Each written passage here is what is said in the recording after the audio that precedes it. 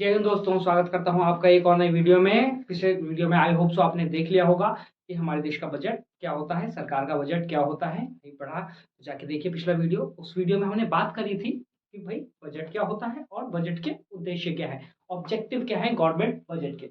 इस वीडियो में आप जानने वाले हो स्ट्रक्चर ऑफ द बजट, कि भाई बजट के अंदर क्या क्या चीजें आने वाली है। ठीक है, तो सबसे पहले कि भाई कुछ चीजें मैं आपको बता दूं, इससे पहले हम शुरू करें जिन्होंने नहीं देखी वीडियो, कि बजट क्या है। सबसे पहले बजट क्या है भाई?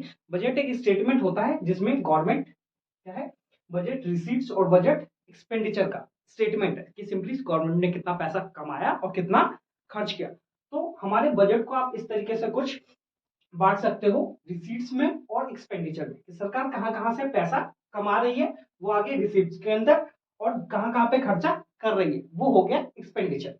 सबसे पहले बात करते हैं रिसीट्स की, कि भाई गवर्नमेंट कहां कहां से पैसा कमा रही है और क्या होता क्या है भाई। बजट रिसीट्स क्या है? Estimated money receipts of the government from all sources during a fixed year, कि पूरे साल में एस्टिमेट करते हैं गवर्नमेंट कि भाई मेरे पास कहां से पैसा आने वाला है। क्योंकि भाई बहुत सारे खर्चे प्लान करके रखते हैं ना गवर्नमेंट। बजट में क्या बताते हैं? सबसे पहले यही तो बताते हैं, प्लान करते हैं पूरे साल के लिए कितना खर्चा होने वाला है और कितना पैसा आने वाला है। ठीक है, तो बात करते हैं जरा सोर्सेज की, कि भाई कहाँ कहाँ से पैसा गवर्नमेंट के पास आता है। तो दो तरह के देखिए भाई, इनकम जो है दो तरह से आ सकती है, एक है रेवेन्यू रिसीट्स और एक है कैपिटल रिसीट्स। ठीक है, रेवेन्यू रिसीट्स किस तरह की रिसीट्स होती है भाई, इनको जरा जानते हैं। ठीक है, ये रेवेन्यू रिसीट्स क्या होता है कि भाई ना ही तो आपके एसेट्स में क्या कहते हैं, do not cause any reduction in assets, do not create any liability. ना तो किसी तरह के कोई एसेट्स में कमी करता है, ना ही कोई लाइबिलिटी बनती है। अब ये जरा शब्द को समझ लेते हैं, एसेट क्या है, लाइबिलिटी क्या है। एसेट्स क्या होती है कि भाई गवर्नमेंट क्या उससे और ज्यादा पैसा बनाए, और ज्यादा पैसा मतलब कि कोई बिल्डिंग खरीद ली गवर्नमेंट ने तो वो गवर्नमेंट के लिए एसेट है। लेकिन यहाँ पे क्या कोई रिडक्शन नहीं होगा एसेट्स में, मतलब गवर्नमेंट यहाँ पे अपनी कोई बिल्डिंग बेच नहीं रही है, कुछ जो है इस तरह का कोई काम नहीं कर रही है, ना ही लाइबिलिटी बनेगी, मतलब कोई कर्जा नहीं लिया। मतलब ये इस तरह का पैसा है कि गवर्नमेंट को मिला है, अब गवर्नमेंट को बदले में कुछ भी नहीं देना, जहां से मिला है। तो भाई टैक्स आगे बात करने वाले हैं अभी रेवेन्यू रिसीट्स पे, जो हमने बात करी थी कि भाई टैक्स और नॉन टैक्स की। ठीक है, तो वीडियो में आगे बढ़ते हैं। ठीक है, जानते हैं टैक्स एंड नॉन टैक्स को। ठीक है, साथ ही साथ में आपको चलिए जानते हैं कि सरकार किस तरीके से पैसा कमाती है। ठीक है भाई, मैंने आपको बता दिया कि सरकार का इनकम का सोर्स देखिए दो ही है वैसे तो।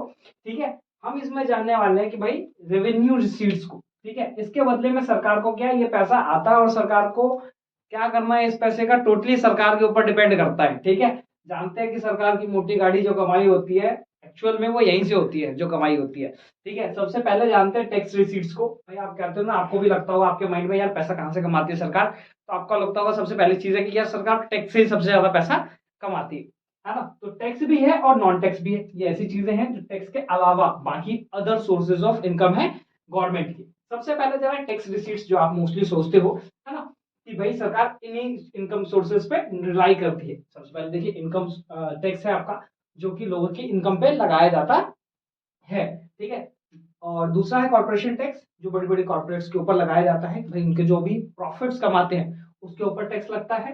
कस्टम ड्यूटी है, तो कोई भी सामान वगैरह आप मंगाते हो तो गिफ्ट के ऊपर लगने वाला टैक्स। और जीएसटी से तो आप भली भांति परिचित होंगे, जानते होंगे भाई जीएसटी से गवर्नमेंट बहुत ज्यादा हर बार जो है हर महीने आते रहते हैं। ठीक है, कि इस बार रिकॉर्ड बनाया, इस बार रिकॉर्ड बनाया, तो जीएसटी तो एक कॉमन चीज है। और देखिए अब कैटेगराइज किया गया है टैक्स को भी दो तरीके से, एक है डायरेक्ट टैक्स, एक है इनडायरेक्ट टैक्स। डायरेक्ट टैक्स वो टैक्स होता है जो डायरेक्टली लगाया जाता है भाई, इसके ऊपर it is paid by the person on हुम इट इज लीगली इम्पोज, जिस पे भी इम्पोज हुआ है वही भरेगा। मान के चलिए कि भाई अगर मेरे पे डायरेक्ट टैक्स लगता है, भाई ऑब्वियस सी बात है आपकी इनकम के ऊपर लगता है। कैसा होता है डायरेक्ट टैक्स, कैसा होता है? Progressive in nature. Progressive in nature का मतलब क्या है? जैसे जैसे आपकी इनकम बढ़ेगी तभी लगता है ये टैक्स, है ना। गरीब के ऊपर नहीं लगता है, जैसे जैसे इनकम जिन लोगों की बढ़ती जाती है उनके ऊपर उस हिसाब से लगता जाता है। जैसे कि हाल फिलहाल के आपने बजट में देखा होगा, ठीक है, कि जो हमारा डायरेक्ट टैक्स है अब क्या है 7 लाख वालों तक टैक्स नहीं लगता है। 7 लाख के ऊपर जैसे ही आपकी इनकम जाएगी उसके ऊपर आपका भाई टैक्स लगना चालू हो जाएगा, तो वो है आपका डायरेक्ट टैक्स जो कि आपकी इनकम पे लगेगा। देखिए एग्जांपल लिखा हुआ है, इनकम टैक्स और कॉर्पोरेट प्रॉफिट टैक्स, कि भाई जैसे जैसे आपकी इनकम बढ़ेगी उसके ऊपर लगेगा। ठीक है, तो इससे भाई टाला नहीं जा सकता, जिसके ऊपर लगाया जाता है वही भरता है, कैन नॉट बी शिफ्टेड, नहीं टाल सकते। ठीक है, और ये प्रोग्रेसिव है नेचर में, इनकम बढ़ने के साथ लगेगा। ठीक है, अब बात करते हैं इनडायरेक्ट टैक्स की। इनडायरेक्ट टैक्स के अंदर क्या आता है, तो भाई इसके अंदर देखिए जस्ट जीएसटी हो गया, कस्टम ड्यूटी हो गया। क्या है भाई, जीएसटी मान के चलिए कि भाई कोई कंपनी है, कोई फर्म है, ठीक है, अब देखो जीएसटी तो भरना उन्हें होता है, लेकिन वो किससे वसूलते हैं, कस्टमर से। फॉर एग्जाम्पल ये मार्कर, भाई मार्कर भी मैंने बाय किया होगा तो इसके ऊपर कुछ ना कुछ तो जीएसटी लगी होगी, डेफिनेटली लगी होगी। आप देखिए फोन में वीडियो देख रहे हो, भाई फोन आपने बाय किया तो देखिएगा जरा जाके कि भाई इसके ऊपर आपने जीएसटी कितना पे किया। ठीक है, अब लगाया तो गया होगा भाई मैन्युफैक्चरर के ऊपर, लेकिन मैन्युफैक्चरर ने किससे वसूला, आपसे, उससे, है ना। तो इससे क्या किया जा सकता है भाई, can be shifted to others, इसे दूसरों पर शिफ्ट किया जा सकता है।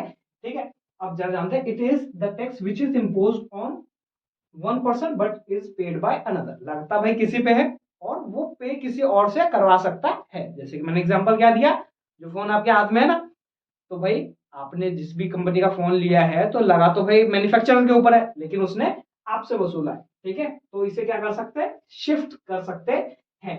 अब ये क्या होता है, रिग्रेसिव इन नेचर। ठीक है, कि इनडायरेक्ट टैक्स किसके होते हैं, ये हाई इनकम पे नहीं, ये लो इनकम वालों को ज्यादा इंपैक्ट करता है, ये लो इनकम वालों पे लगता है ज्यादातर। ठीक है भाई, हाई इनकम वालों के लिए मैंने आपको बता दिया भाई डायरेक्ट टैक्स है, ये लो इनकम वालों को ज्यादा इंपैक्ट करता है इनडायरेक्ट टैक्स। ठीक है, चलते हैं अब, आई होप तो आपको समझ में आ गया होगा कि भाई कि सरकार जो है मेनली पैसा कहां से लेके आती है। अब जरा हम बात करते हैं नॉन टैक्स रिसीट्स की, भाई कि नॉन टैक्स क्या है, कि भाई टैक्स के अलावा और कहां कहां से सरकार के पास पैसा आता है। सबसे देखिए भाई फीस, भाई जो भी आप छोटा मोटा काम करवाते होंगे, ठीक है, सरकारी दफ्तर में जैसे कि आधार कार्ड का करेक्शन करवाते हो तो एक छोटी जो है नॉमिनल फीस ली जाती है, वो हो गई कमाई सरकार की। फाइन हो गया भाई, ट्रैफिक का दुनिया भर का चालान कटता है ना, और तरह तरह के सरकार जो है फाइन लेती है, पार्किंग गलत जगह खड़ी कर दी उसका फाइन ले रही है, तो काफी सारी चीजों का हम फ्रॉम पब्लिक एंटरप्राइजेस, सरकारी कंपनियों से बहुत सारा पैसा कमाती है जो है सरकार। क्योंकि देखिए आप जानते हो बहुत सारे पीएसयूज है गवर्नमेंट के अंदर, चाहे वो रेलवे हो, चाहे वो आपका इंडियन ऑयल हो, ठीक है, ऐसे बहुत सारे। अब grant and donation, grants and donation, सरकार को डोनेशन भी बहुत सारा मिलता है ना। जैसे कि आपने देखा था कोविड के टाइम पे पीएम केयर्स फंड में आया था ना डोनेशन बहुत सारा, तो वो समय से अगर सरकार पे कभी कोई मुसीबत आती है तो भाई दूसरे देश के लोग भी मदद करते हैं, मतलब कि पैसा भेजते हैं। हमारे देश के लोग भी भाई पीएम केयर्स फंड में, देश के लोग भी तो काफी सारा क्या है दान दिया था ना लोगों ने। ठीक है, तो ग्रांट्स एंड डोनेशन है। फिर है income from the sale of spectrum like 4G and 5G। सुना ही होगा आपने, अभी 5G के स्पेक्ट्रम बेचे थे, जिसमें जियो ने सबसे ज्यादा भाई महंगे स्पेक्ट्रम खरीदे, इसके अलावा एयरटेल ने भी खरीदा, वीआई ने भी खरीदा, अडानी ग्रुप ने भी खरीद लिया, है ना। तो हर कंपनी ने स्पेक्ट्रम खरीदा, तो भाई उनको नेटवर्क चलाने हैं तो ऑब्वियस सी बात है सरकार से इन्हें खरीदना पड़ता है। ठीक है, तो ये है आपके non tax receipts. I hope so आपको समझ में आ गए होंगे, ठीक है, कि सरकार के इनकम के सोर्सेस क्या क्या है। ठीक है, चलिए पढ़ते हैं वीडियो में। तरह के रिसीट्स पे बढ़ते हैं, जो कि है आपका कैपिटल रिसीट्स। अब ये क्या होते हैं भाई, cause reduction in assets of the government, government के एसेट्स कम करती है, साथ ही साथ लाइबिलिटी भी क्रिएट करती है ना।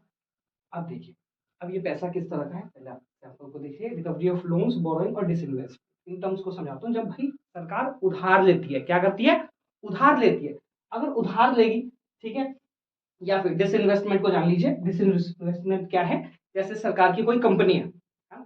कोई कंपनी है जैसे एलआईसी थी, एलआईसी का 10% शेयर गवर्नमेंट ने क्या किया, पब्लिक कर दिया, मतलब भाई शेयर मार्केट में डाल दिया तो लोगों ने ले लिया, तो वो क्या हुआ, डिसइन्वेस्टमेंट की गवर्नमेंट का भाई 10% कंट्रोल कम हो गया ना।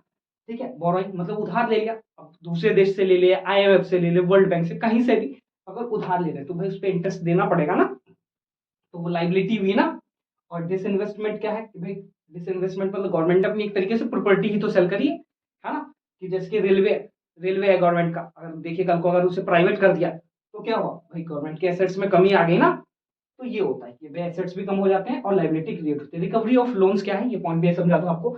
रिकवरी ऑफ लोन, देखिए जब दूसरे स्टेट्स को पैसा दिया जाता है, ठीक है, तो वो एक तरीके का एसेट के रूप में देखा जाता है, लेकिन जब उसे वसूला जाता है, वापस आता है, तो ये एक तरीके से जो है लाइबिलिटीज के अंदर काउंट किया जाता है। ठीक है, आगे बढ़ते हैं, जब हम बात करते हैं रेवेन्यू एक्सपेंडिचर और कैपिटल एक्सपेंडिचर। देखिए बजट एक्सपेंडिचर के अंदर ये दो टर्म है हमारी, ठीक है, ये दो बहुत ही इंपॉर्टेंट टर्म है बजट एक्सपेंडिचर के अंदर। देखिए अब खर्चों की बात हो रही है, यहाँ पे किसकी बात हो रही है, खर्चों की बात हो रही है। ठीक है, खर्चे दो तरह के। देखिए ये जो टर्म है रेवेन्यू, यहाँ पे दोनों जगह कॉमन है, ठीक है, दोनों जगह कॉमन है, ठीक है। जैसे कि आपने देखा था यहाँ पे कि रिडक्शन नहीं होता है और ना ही लाइबिलिटी क्रिएट होती है, ठीक है। तो यहाँ पे भी क्या लिखा है कि do not increase government assets, मतलब ये इस तरह के खर्चे हैं जिससे एसेट्स इंक्रीज नहीं होते गवर्नमेंट के। क्या है? गवर्नमेंट के एसेट्स इंक्रीज नहीं होते, मतलब कि कोई नई जमीन, कोई नई प्रॉपर्टी गवर्नमेंट बाय नहीं कर रही है, मतलब खर्चा तो कर रही है लेकिन इससे गवर्नमेंट को किसी तरह का कोई फायदा नहीं हो रहा है, ठीक है।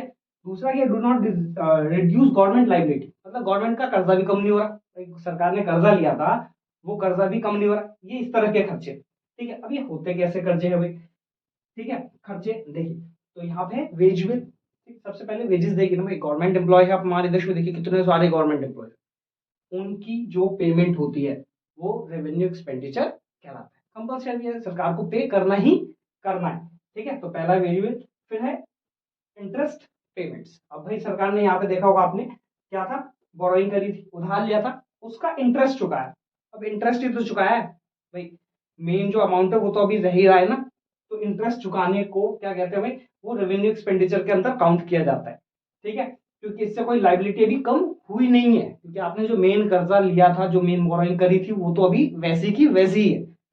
फिर सब्सिडी, जो गवर्नमेंट सब्सिडी देती है भाई, जैसे कि सिलेंडर के ऊपर देती है, आजकल सोलर पैनल्स के ऊपर मिल रही है ना, अपने घर में अगर सोलर पैनल्स लगवाओगे तो उसमें सब्सिडी मिलती है गवर्नमेंट की तरफ से। साथ ही साथ डिफेंस परचेज, जैसे कि हमारा देश आपको पता ही है, हर साल जो है लगभग लगभग, आजकल तो मेक इन इंडिया बहुत ज्यादा चल रहा है ना, तो हमारे देश में भी काफी सारे क्या है, डिफेंस इक्विपमेंट्स बनने लगे हैं, हथियार वगैरह जो है हमारे देश में ही बनने लगे हैं।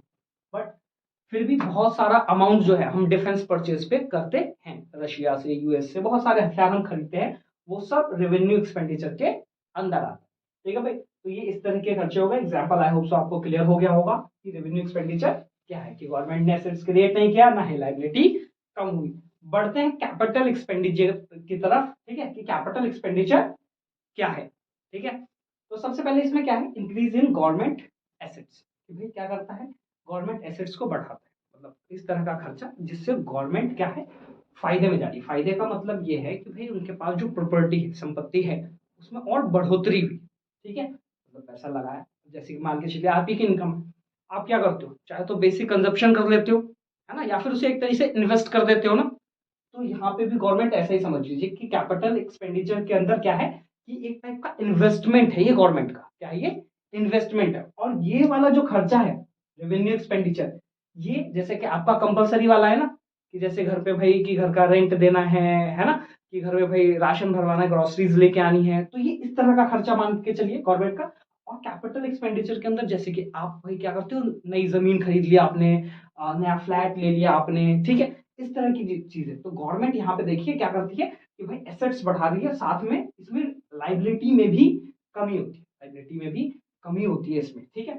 तो सबसे पहले लैंड और बिल्डिंग, ठीक है, जो जमीन और बिल्डिंग गवर्नमेंट बाई करती है वो चीज है। फिर है मशीनरी और इक्विपमेंट, भाई मशीनरी बहुत सारे आपके पीएसयूज है ना, हमारे पब्लिक सेक्टर जो है एंटरप्राइजेस, तो उनमें मशीनरी वगैरह जो लगाती है, तो गवर्नमेंट के लिए वो एसेट्स है ना, क्योंकि उससे गवर्नमेंट और ज्यादा पैसा जनरेट करेगी।